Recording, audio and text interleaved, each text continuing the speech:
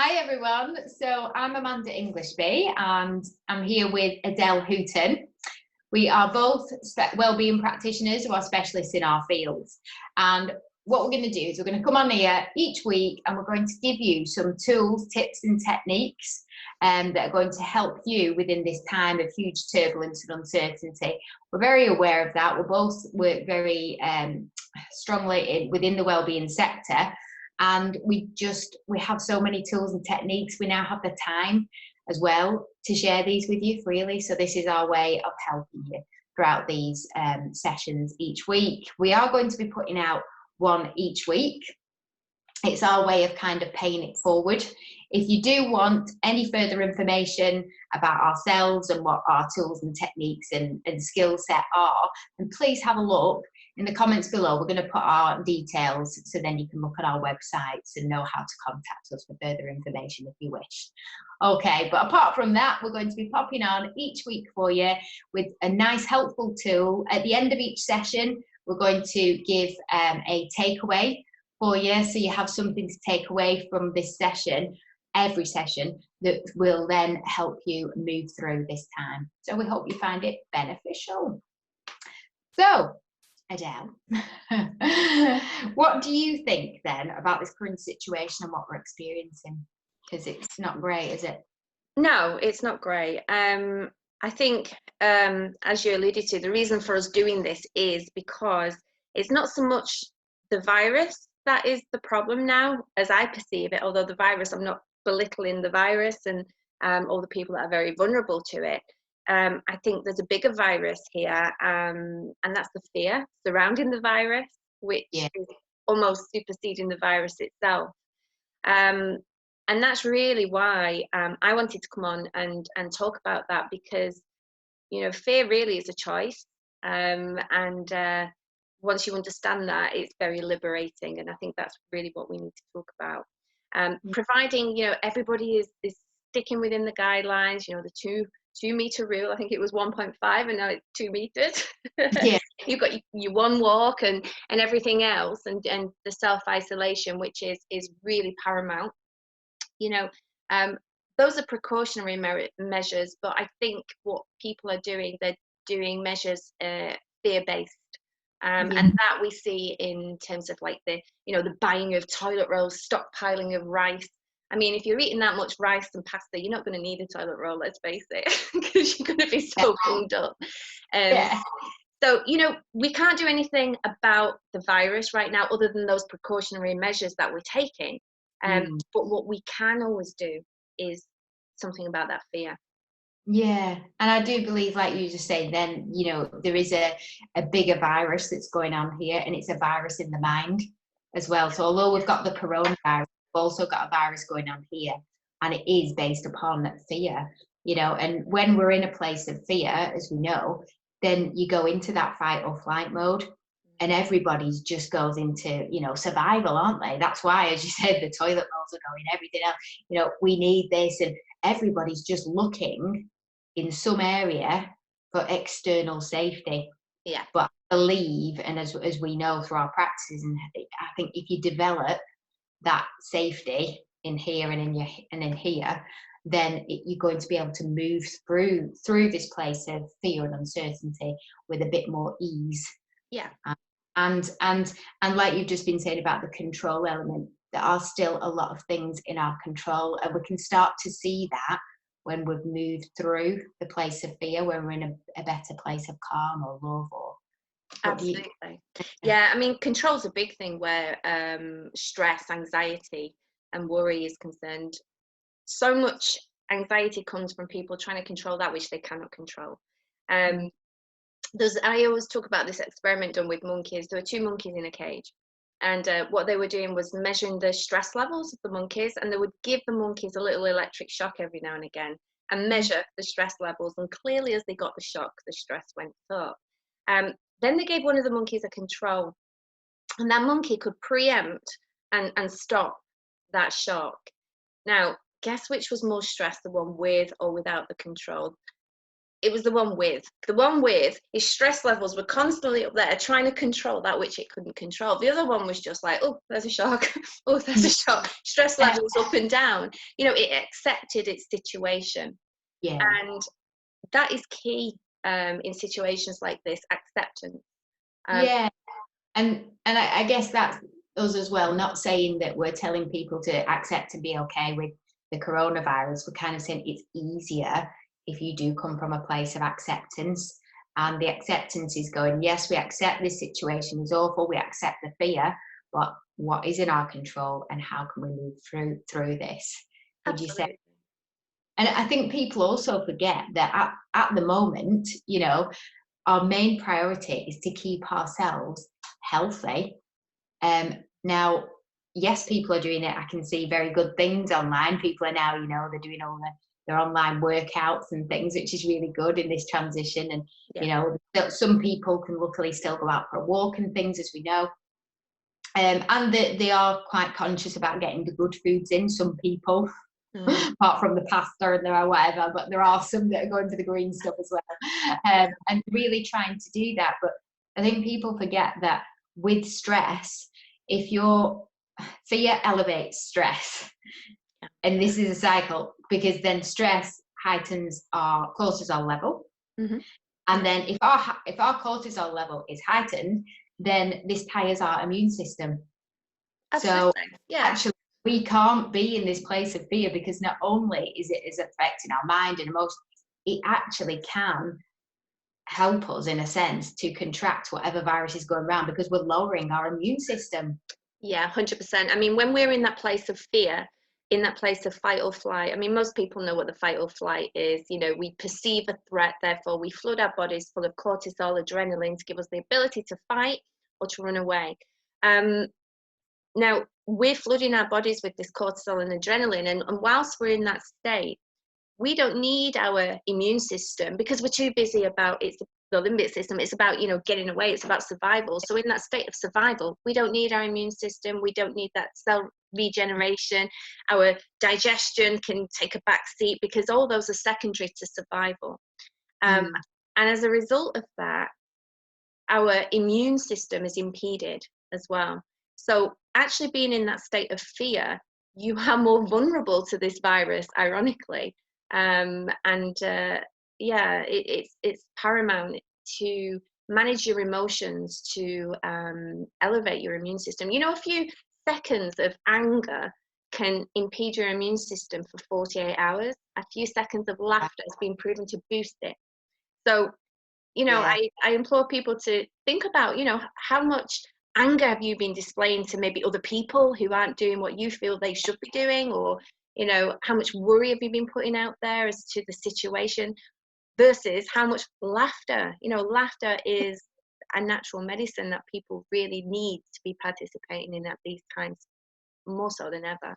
Yeah, it's like, I think we've had this discussion before, Adele, about, you know, how negative and positive emotions can't reside in the same space at the same time.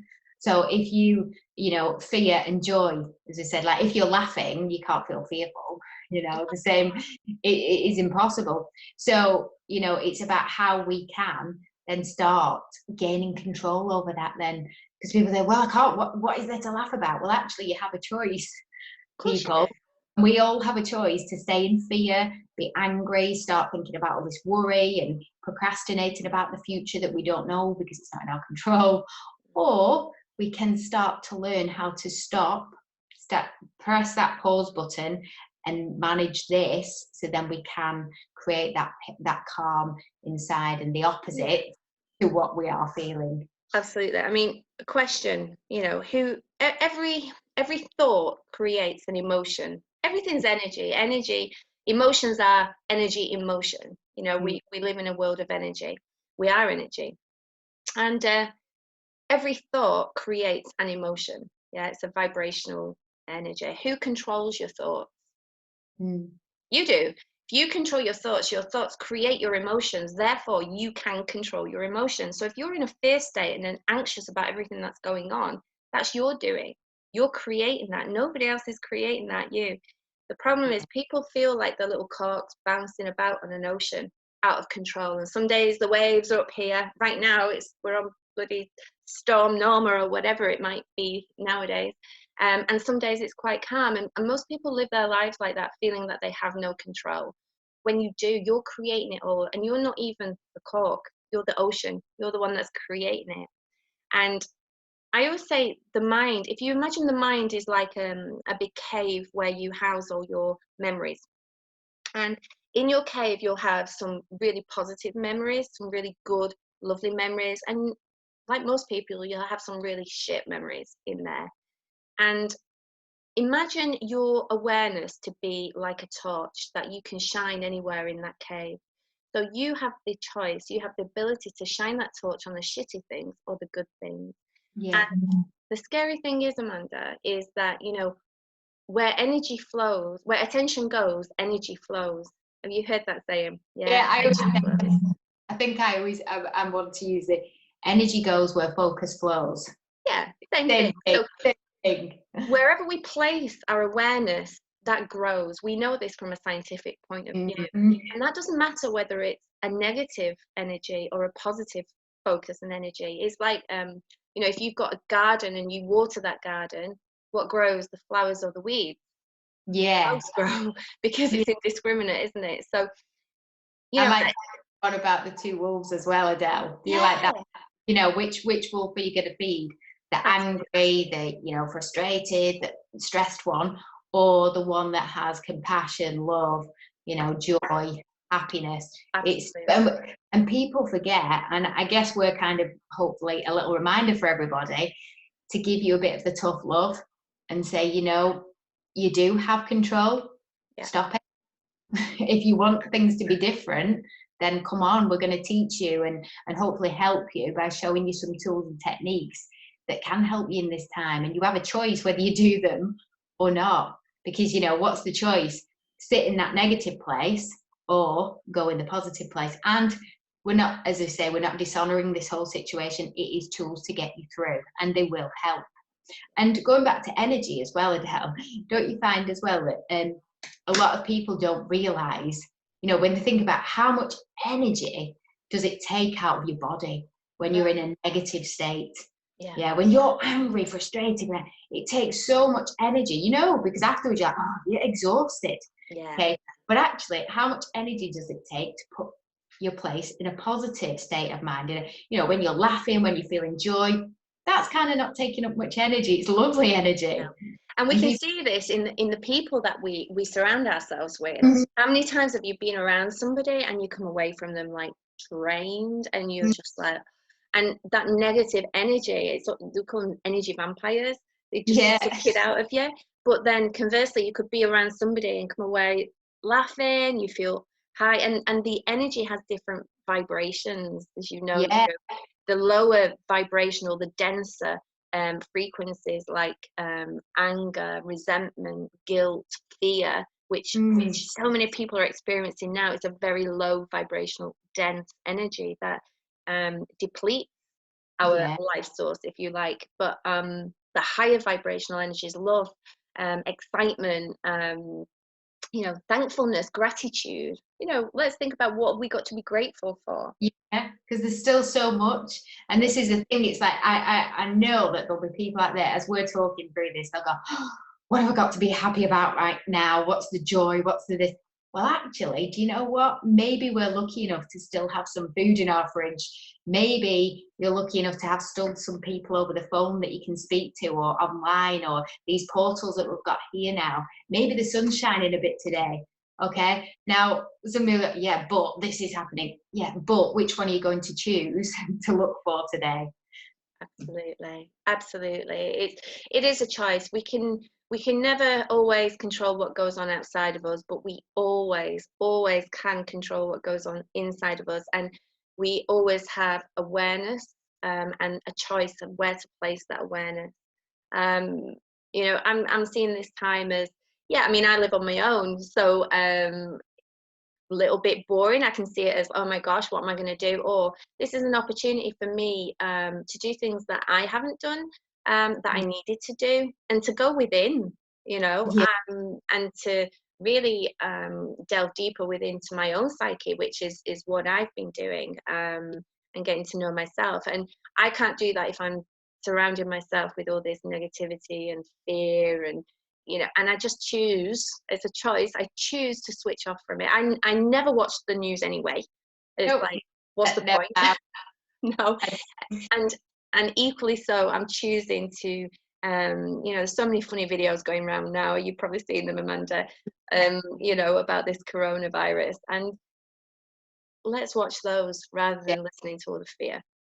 I've got, actually, remind me to message you one after this, Adele, because I got one through to me before on a WhatsApp that gave me a smile. And we could all do with a bit of that. And so people don't feel lost. There are ways to still grab bits of smile. And even if, go back to those old programs that you used to like, start to watch a bit of Friends again or whatever uplifts you. Yeah. Benny Hill just got into my head then. I don't know what that was about. Benny Hill, yeah. But we laughed.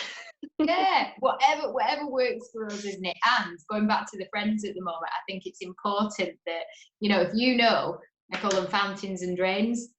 The fountains uplift you and they've got the good energy and etc. And some people are drained. Some people have a good balance, and we're all like that, aren't we? Sometimes I'm sure I can get a bit down, but I manage to do my self work and pull myself back up again.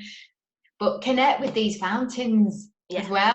Give them a quick call, and or have a video call and a glass of wine together, whatever you need to do, but still connect with people. You're not disconnected, and we need to be doing that, and just be mindful how much time with the drains. And if people don't have those people, there are other fountains that are inanimate. Maybe there's videos, there's funny films that people can watch. Fill your mind with the positivity, with the laughter, because that will boost your immune system, it will boost your mood, your spirit, and it'll be a lot easier ride through this. Yeah, I've got there was one thing that springs to mind. I don't know if anybody has seen this, but there's a little video about it's a man, and it says, you are in lockdown. You can choose A, to spend the time family, and or B, and you go B. So many people have reenacted that video. I think it's going around a few times. Yeah. Well, see, I've been trying to avoid too much social media, so that's a good thing. But every time I've saved it on my phone because that brings me a bit of a smile. Yeah. So just everybody have a backup store of things that is going to make you smile, whatever it is. Yeah. Okay. So then I'm thinking, Adele, we've both got lots of tools and techniques, and I think we've said we're going to try and share one each session. So this week, you're going to give a takeaway and a bit of. Would you going to teach a technique first, and then you're going to send out an audio for people to help them and give them a takeaway? Yeah, I can do. Yeah, I mean, there's a little breathing technique that is really good, and it's an instant cut-off switch for that fight or flight. It's kind of a mindfulness technique. Briefly, mindfulness is not about being mindful of, mindless, emptying your mind. Sorry, it's not about emptying your mind. It's about being mindful of everything that's happening right now and seeing it as it is without judgment, basically. And we very rarely spend time in the now. And that's the problem. We spend our thoughts, our awareness, shining that torch on things that have happened in the past, and usually negative, because we're programmed for survival. So 80% of our thoughts are negative. So we're shining that awareness on the negative stuff in the past, or we're shining it in the future on a false reality based upon fear. And we get other emotions. And where we put our awareness, we get those corresponding emotions to that. So when we go in the past and the negative, we get emotions like anger, resentment, guilt, fear. When we go into the future, we get emotions like fear, worry, anxiety. But right now, even amidst all this coronavirus, right now, here now, there is none of that. There is no pain. And the only reality is now. Now was the future a moment ago, and now is the past now. There only ever is and will be now, but we spend all of our thoughts and our awareness everywhere but the now. And unless right now there is a bomb coming through your house and you were all about to be obliterated, right now it was happening, then there is no pain now. So mindfulness is about being in the now, being present, and present, that's why they call it present, because it's a gift, you know, but we spend a little time there. This mindfulness exercise is about just breathing and focusing on the breath. So shall I do this little exercise? It's only a couple of minutes. Yeah, I'll do it with you as well. I'll participate, and hopefully everybody at home, you're going to participate in this too. Let's have a bit of mindfulness. So what I would recommend is this: if anybody listening closes their eyes or lowers the gaze and place all their awareness on the breathing. Just focus on the breath. And focus on the breath going in, possibly through the nose, maybe the mouth, and out again. And bring your awareness, just notice, because how often do we breathe? We breathe all the time, but we only notice it when it's going wrong, don't we? Just notice it now, breathing in and out.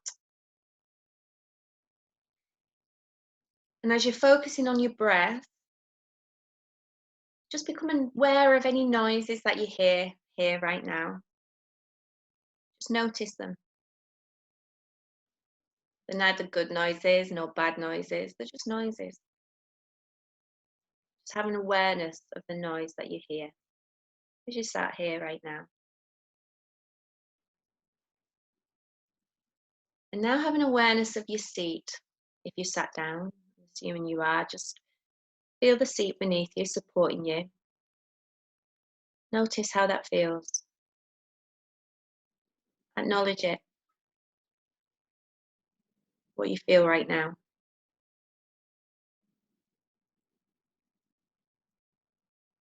Now again, just notice your hands. Feel what they're touching. The temperature of your skin. Just notice that, how that feels. Notice any pressure where your skin might be touching other parts of your body or objects. Just notice.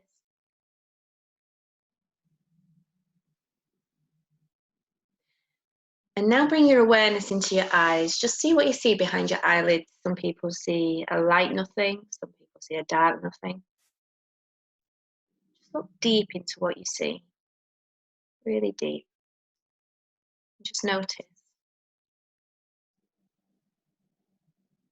Bring all your awareness into what you see behind your eyelids.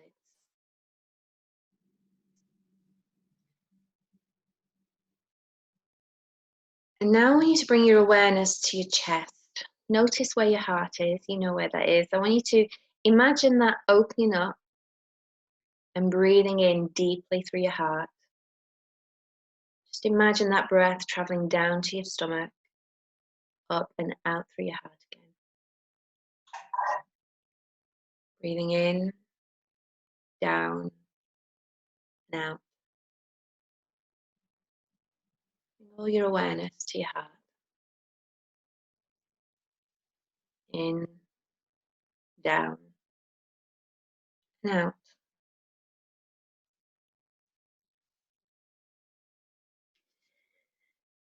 And now I'd like you to think of someone or something that you have so much appreciation for. Something that you're really grateful for. It could be a person, a pet, or even an object. And I want you to feel that deep appreciation and breathe it in and out through your heart. Feel that deep appreciation getting stronger and stronger. Imagine flooding the room with a deep appreciation.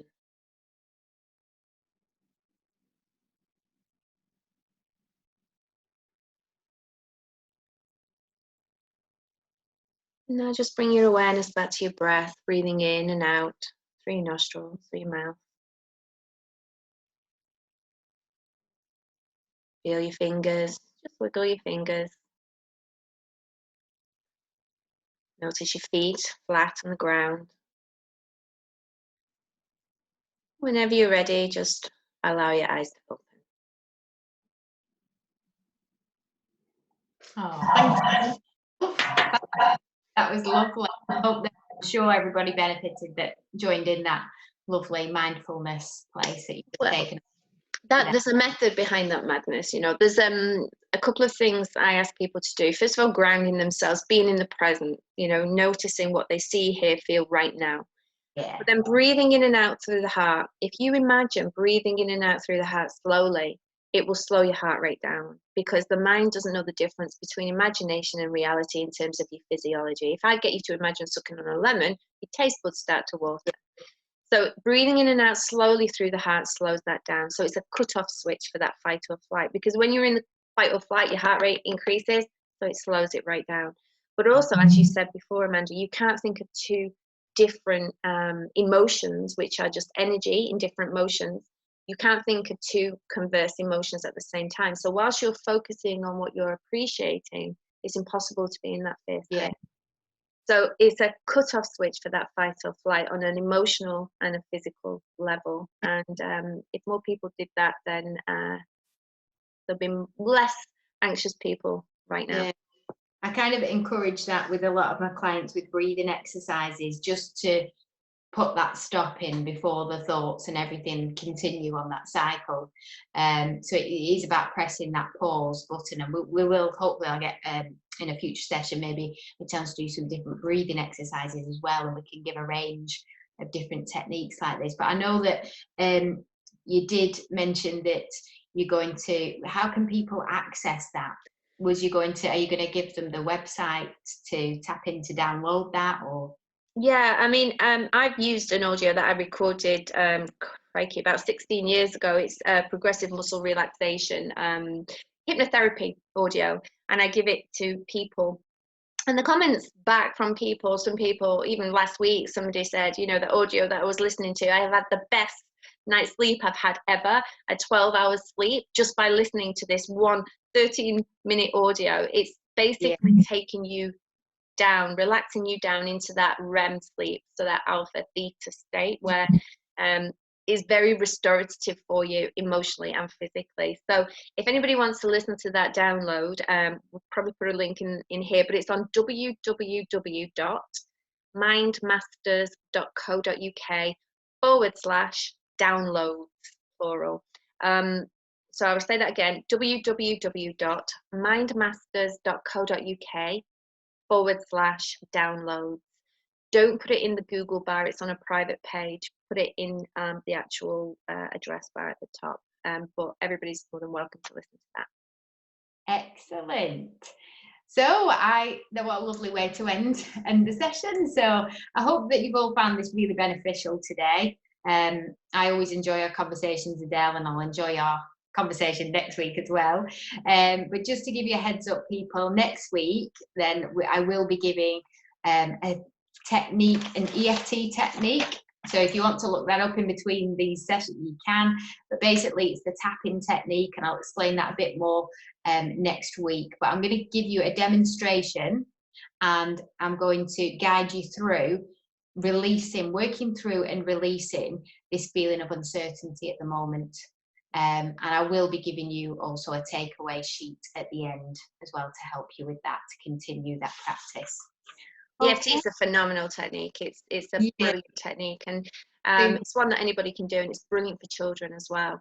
Really good for kids, because let's not forget, we're in this fear. Children pick up on that. And hopefully maybe the one that I do next week, people can then change that and work with the children with that as well. So it's one that you can not only just use on yourself, you can use for other people, and a bit like with Adele's techniques, these techniques that we're going to be giving out, you can share with other people. So if you've really benefited from this today, then please do share it with somebody else, or pass on the link to the audio that Adele has kindly just given you. It's about sharing at these times and helping each other through this. So if you know somebody that you can help with these, then please pass them on. Sharing's caring. It is, always, always. Oh, thank you so much, Adele. I've really enjoyed this, and we will continue our conversation further. Yeah. All right. Thanks. Take care. Bye. Bye-bye.